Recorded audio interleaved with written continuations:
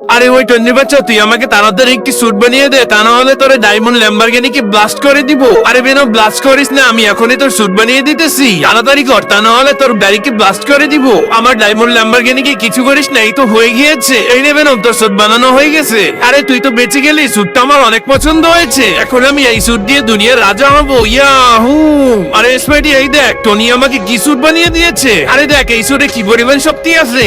আরে তোর কাছে তো কোনো স্যুট নেই, তুই তো গরিব। বললে আমি এখনই যাইতেছি টনি ভাইয়ের কাছে। টনি ভাই, তুমি তো বেনমকে নতুন স্যুট বানিয়ে দিয়েছো, আমাকে একটি বানিয়ে দাও। আরে ও আমার কাছ থেকে জোর করে বানিয়েছে।